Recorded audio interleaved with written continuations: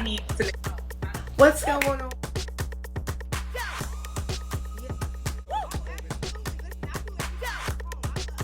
Yes, the foundation we laid down was so strong, and it's just like,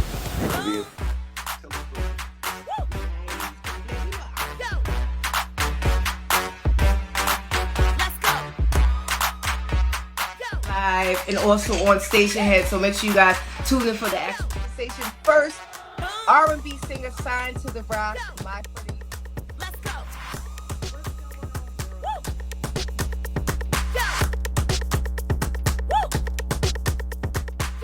Somebody tried to call me, like they don't know I'm live. Like,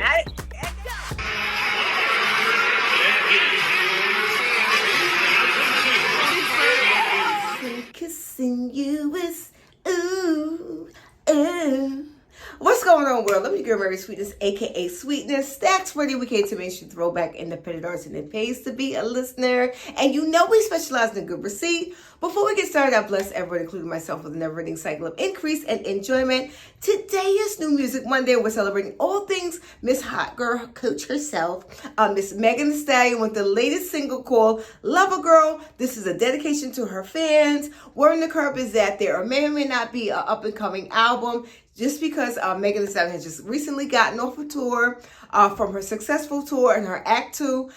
She's got for that, but she wanted, this is something to her fans, Lover Girl, and it's also a dedication to her new basketball bag, who she's been dating since July 2025, basketball star Klay Thompson. Word in the car, they going strong. Okay, so we're gonna go over the pros and the cons of Lover Girl. We're also gonna go over the latest beef between her and GLORILLA. This just saddens me. Okay, these two make beautiful music. What is the problem? Why? We'll get into that in a millisecond on why these two just not they beefing, girl. All right, so the latest from Miss Megantheestallion, which dropped on earlier this month.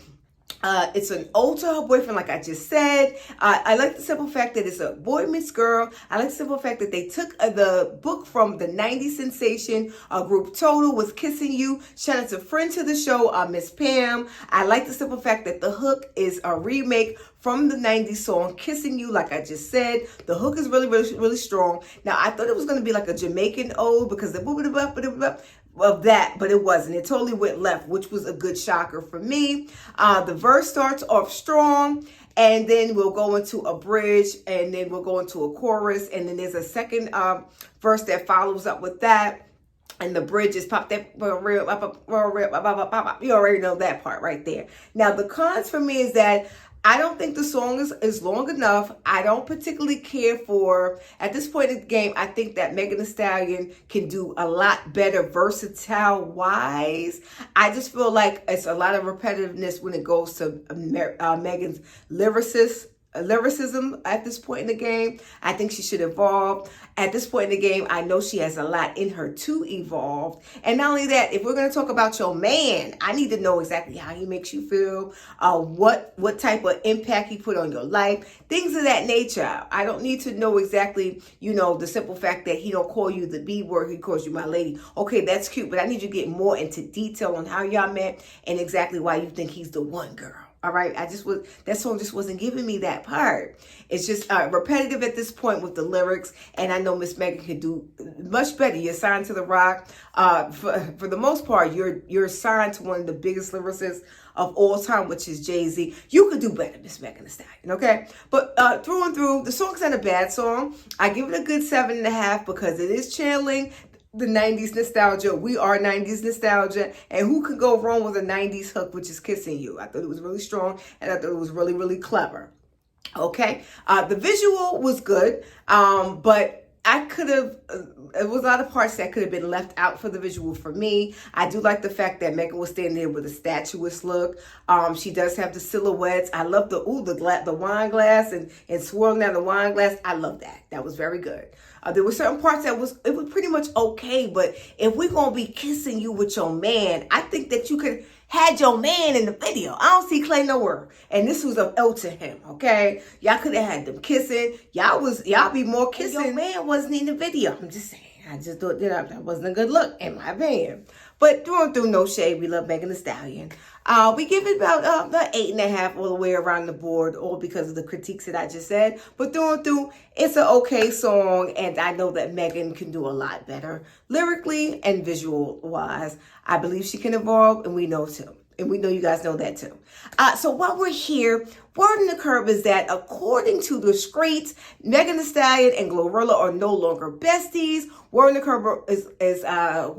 curb is over a man, according to Cuban Doll, that these chicks are over, but they all got men, so I don't think that rumor to be true. The second is that Miss GLORILLA had liked a song by Tory Lanez in her stories, but she since apologized since then. Word on the curb is that Megan is kind of peeved that GLORILLA has sold more than her. Now, let me just tell y'all something.